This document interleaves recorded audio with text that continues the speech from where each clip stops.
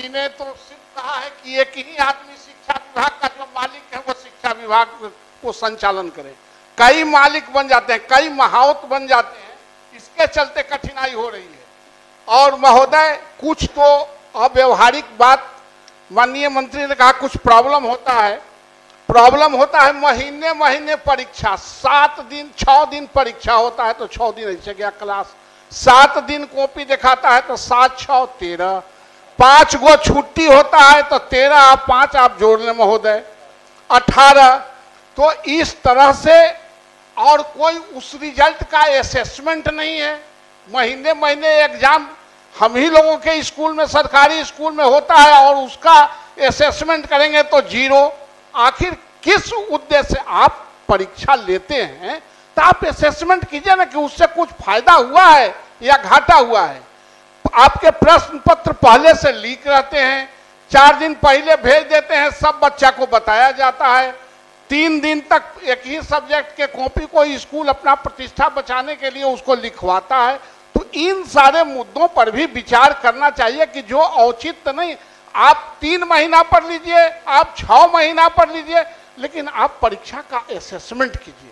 आप असेसमेंट नहीं कर रहे हैं, सिर्फ कॉपी और क्वेश्चन लार्ज स्केल पर करोड़ों करोड़ में छपवा के और आप व्यवसाय करा रहे हैं, उससे बच्चों पर बोझ बढ़ रहा है और अव्यवहारिक काम भी हो रहे हैं। इस पर मैं कहना चाहूँगा माननीय सभापति महोदय कि ये जो पूर्व से चली आ रही जो व्यवस्था थी कि हर महीने की, उस पर हम लोग दिसंबर माह में निश्चित रूप से उस पर विचार कर रहे हैं कि क्या वो व्यवहारिक है कि नहीं।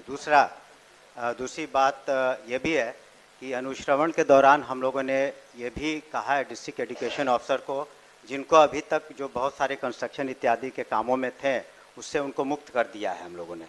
तो अब स्कूल्स की ग्रेडिंग भी हम लोग करना इसी वजह से चाहते हैं, इस ख्याल से नहीं कि कोई स्कूल अगर ग्रेडिंग में नीचे हो तो वहाँ पर किसी शिक्षक को हम लोग गलत व्यवहार करेंगे या उन पर कार्रवाई करेंगे। इसलिए हम लोग ग्रेडिंग करना चाहते हैं कि वैसे स्कूल जो अपना परफॉर्मेंस में थोड़े नीचे हैं उनको ऊपर कैसे लाया जाए।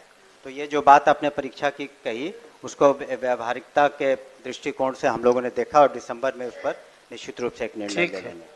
अब वापस लीजिए अपना संकल्प अब तो वापस ले लें। को बहुत देर तक नहीं सर इसको लाए हैं तो संक्षिप्त भी होना चाहिए। निर्धारित है। मैं सर 33 दिनों का जो ईएल है वो भी पत्र निर्गत नहीं हुआ है। आपने ग्रीष्मावकाश की कटौती कर ली।